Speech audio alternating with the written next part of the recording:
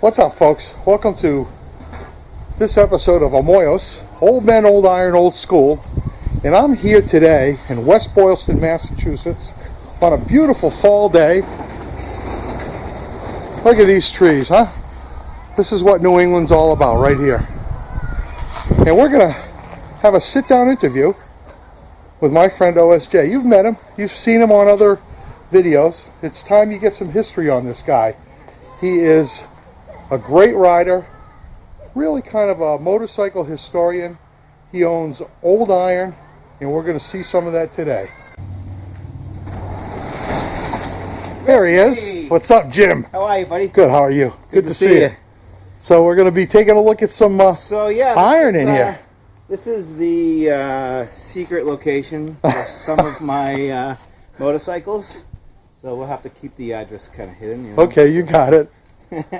And I try to keep most of my bikes down here, but right now I only have two of them. All right. We have, for the old school guys. Here you go. The old school 1986 Honda NS400R 2-stroke, 3-cylinder. 2-stroke. 2-stroke, 3-cylinder.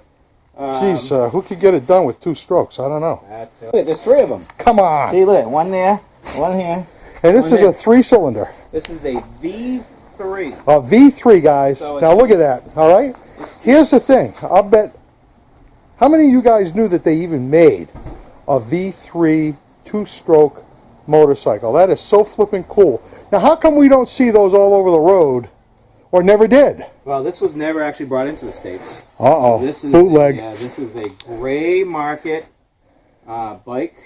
So, you know, there's a bunch of those out there, but Honda never brought these bikes into here. And I believe this might be the only V3 ever made. I'm not 100% positive on that, but I think it's the only one ever made. Really? A V3. Yep.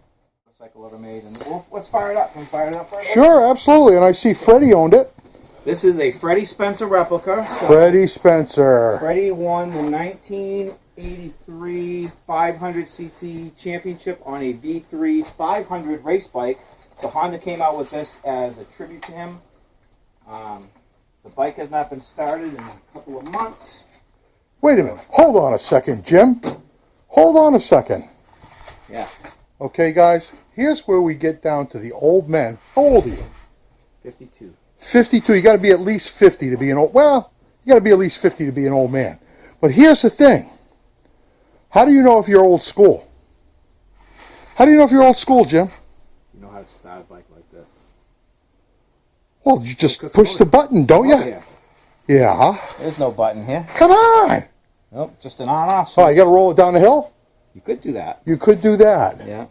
I don't know. How would you start something like this? These are old school. Oh, so you got to be old school to know what that is. So I've owned a few motorcycles that had these. So have I. Most of them have had both, you know, kick start and electric start. Right. But this bike's unique. It's kick start only. Kick start only. So usually it'll fire up with a couple of kicks. Now, Where do you want me to kick it? Right in the fairing here? Oh!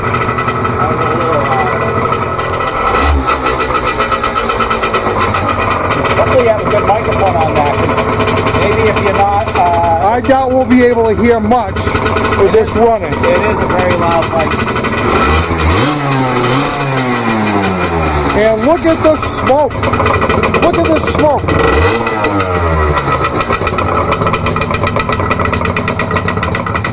I don't want to set off. That's a good thing on this bike. Yeah, that's right. A lot of you guys have never seen a 2-stroke at all. I don't think that they make, well, I guess chainsaws are still 2-stroke. Or maybe not, I don't know. I've never even weed whackers, blowers, those are all starting to become 4-stroke. Yeah. So that's a good thing. That smoke is a good thing Exactly. on a 2-stroke engine. So, you're right, because it burns the oil and the fuel together. And a normal engine, that's not good when you see blue smoke, but this machine, you want to see blue smoke. Yeah, you want to see a lot of blue smoke because you know it's getting lubricated. So, yeah, so, you know, this was kind of a dream bike. I saw it in a magazine in '85. I wanted it. At the time, I had an RZ350, which was a Yamaha 2-stroke. That was the last mass-produced two-stroke bike in the States. It took me a long time to find one. I never saw one for sale. And this came from a collector in Iowa who had a whole bunch of motorcycles. And it was just one of those deals. I was at the right time, at the right moment. I had the money in the bank. And sometimes the planets align. exactly. I'm shooting from the hip here. Yeah. So, all right. So I definitely qualify for old school because when I first started riding, I'm sure there was motorcycle gear out there, but motorcycle gear was a pair of work boots, jeans, and a corduroy jacket or a work jacket or something like that. There you go.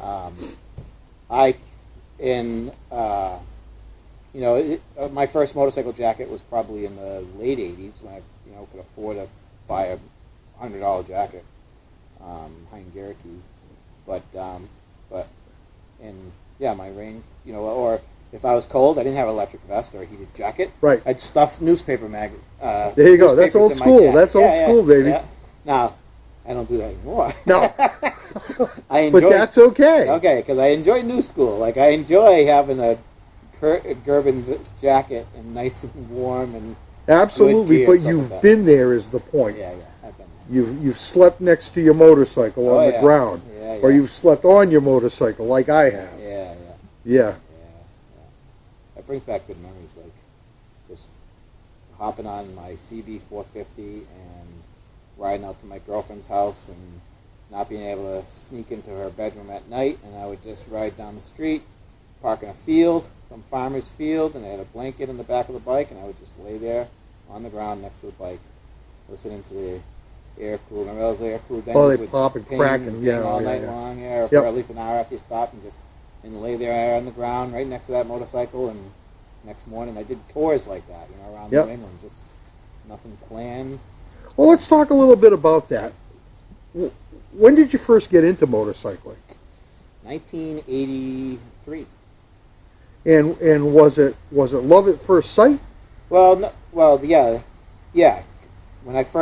That's when I got my first motorcycle. I loved them from a very early age. Like what age?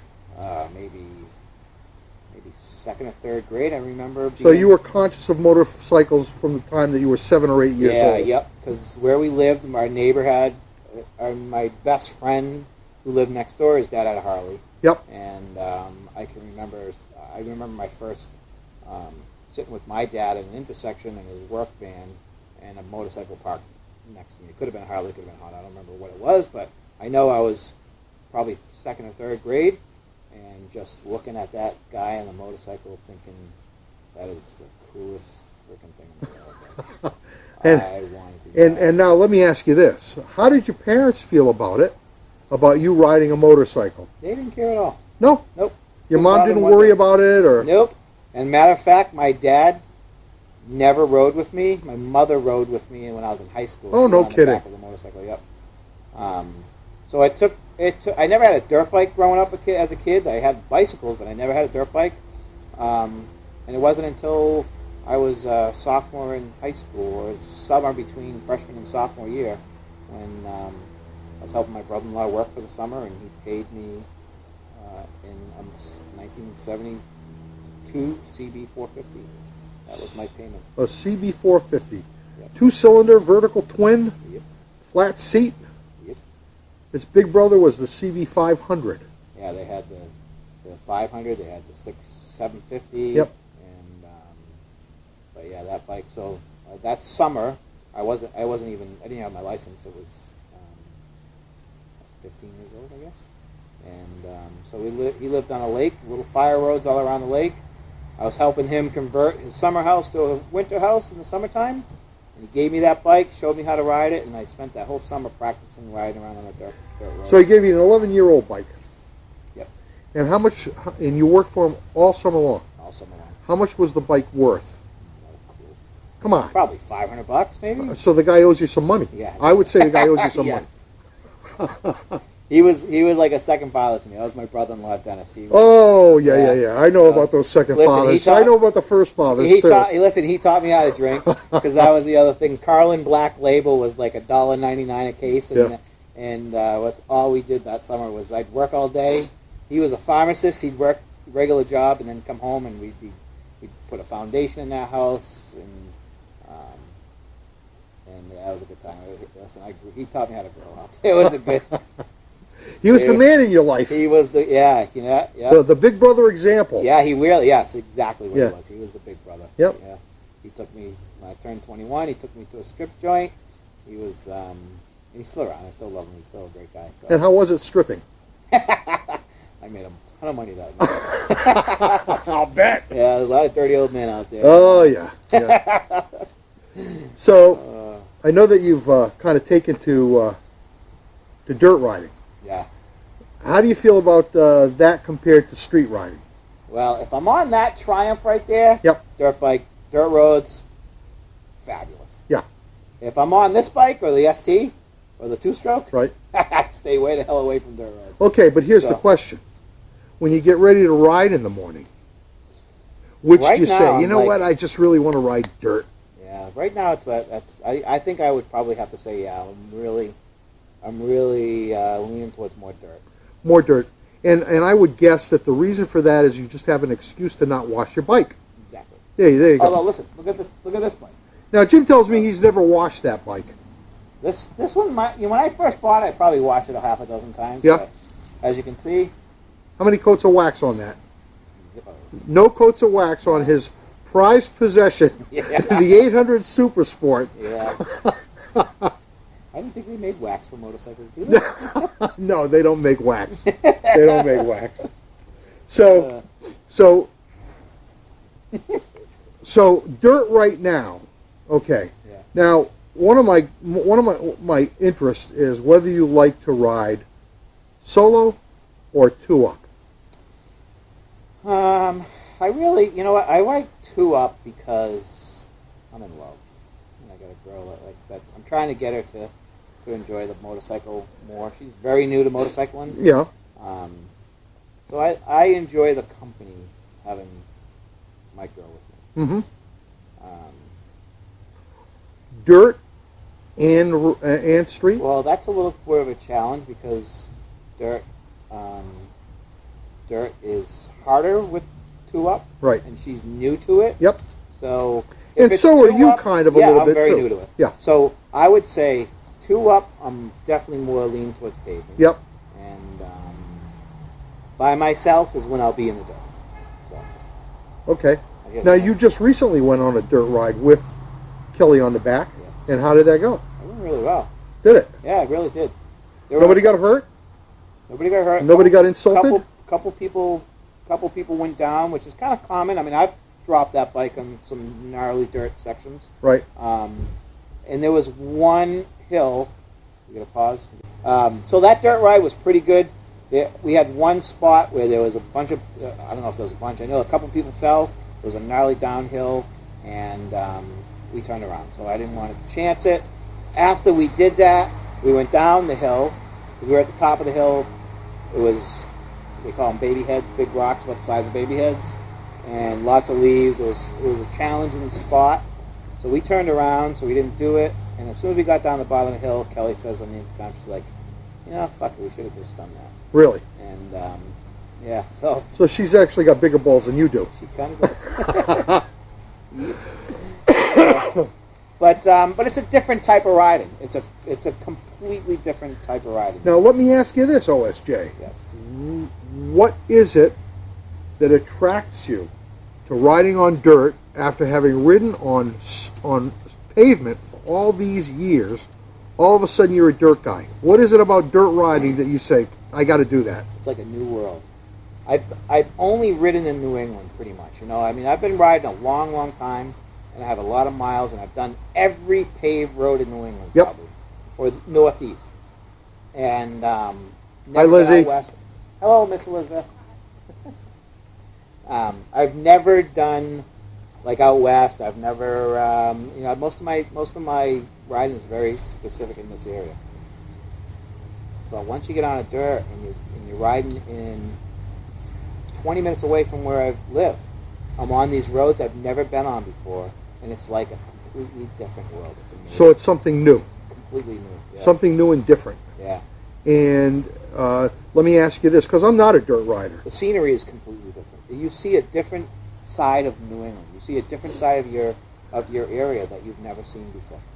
Well, you know, the only time I've been on dirt roads is when I made a wrong turn. Yes, and you're shitting well, not shitting your pants, but you're like, you know, if you're on a Goldwing or this thing, at the same time, and I've talked to people where they said, oh, I've ridden my bike on dirt roads. Yeah, I have too. But when you're on a bike that's designed for it, right, and you're riding and exploring, it's amazing. It really is. So.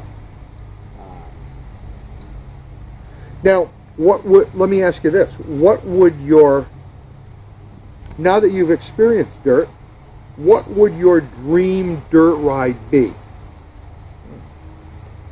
Probably, there's a bunch of these routes that have been created. Like the Puppy Dog route is one of them. It starts in Canada, Canadian line in Vermont, goes all the way through the state of Vermont, ends in Mass. Now there's one called the Trans-Mass Trail, which goes through Mass into Connecticut. And there's all these dirt routes that have been put together. So, spanning the whole East Coast.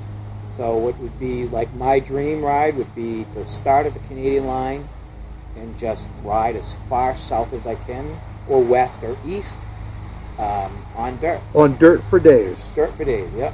Now, how would you plan that? Would you plan on camping, or would you plan on staying in hotels as much as you could? Probably hotels. Yeah. I mean, I've camped before. I'm at the age where camping doesn't really appeal to me, unless it's like a big group of people and hanging around a bonfire. And right. You know. Now, I find that strange that camping is not of any interest to you at this point in your life, but falling down on a motorcycle seems to be. How did that happen? Well, listen, you plan to camp.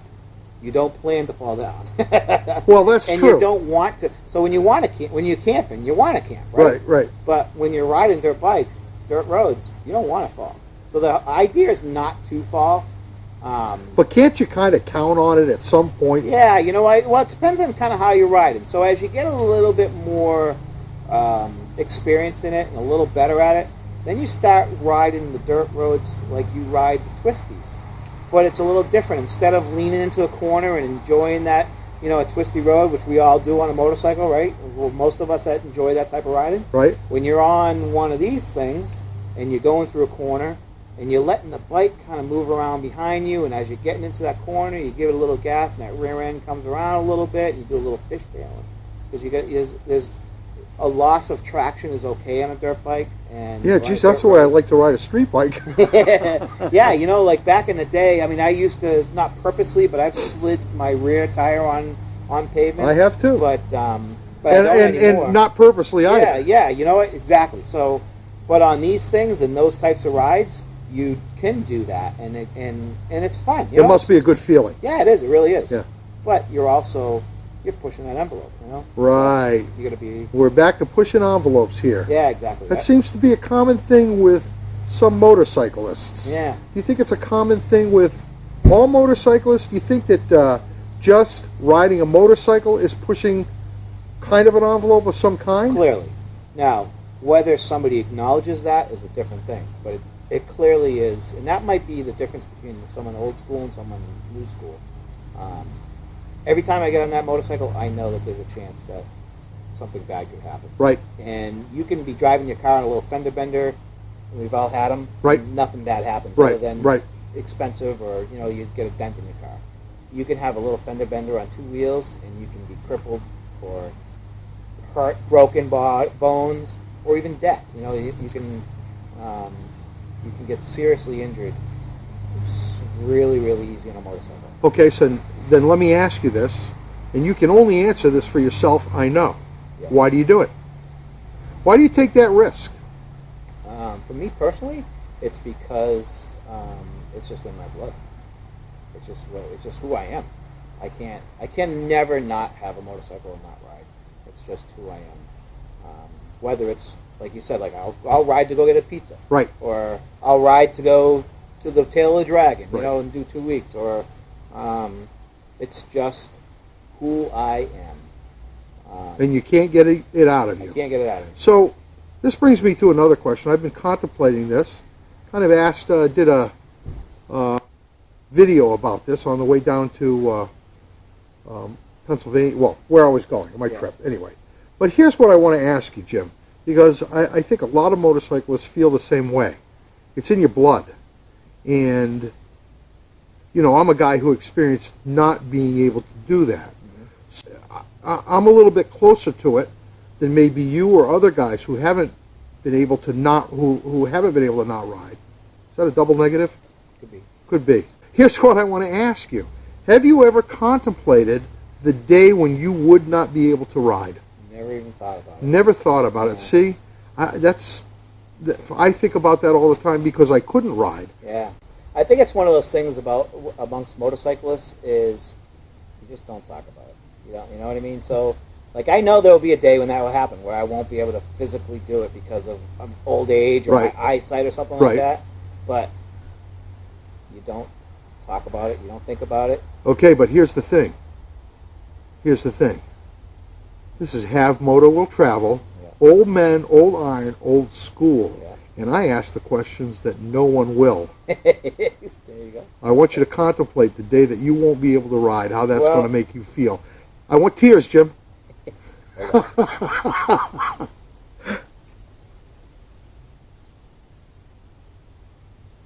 be a day.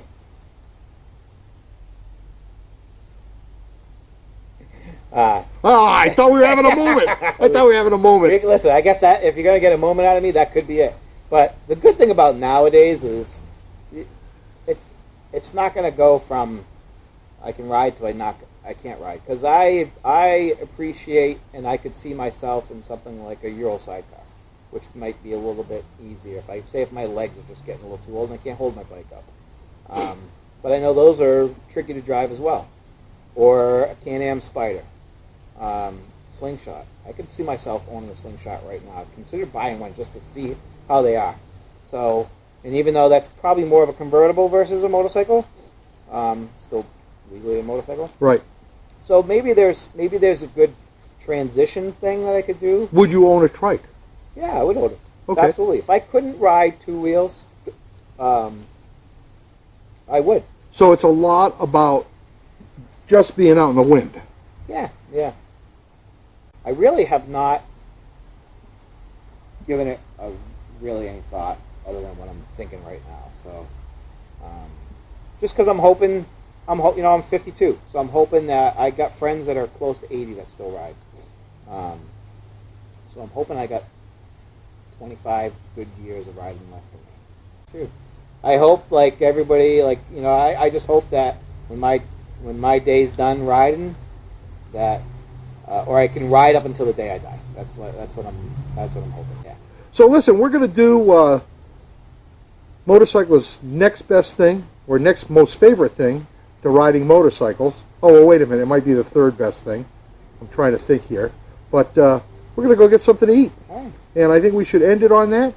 I appreciate your time. You're welcome. I'm happy that YouTube is going to get to know you. Yeah. Listen, he's got a great channel. You're going to see a lot more of his stuff coming up in the winter time when he has some time to do some editing. Yeah. It's James Cormier. Look for it. I'll put a link to it on my video. On this video, I'll put an annotation on it. All you guys got to do is click, and it'll take you right over there. Come over and check out my videos. Yeah, he's got some good stuff. Anyway, that's it for now. Hey, especially his pizza reviews. You got to check those out. Might be doing one of those right now. Just one bite. Got it. All right, guys. Thank you. Over and out. See you in a bit. See you, man.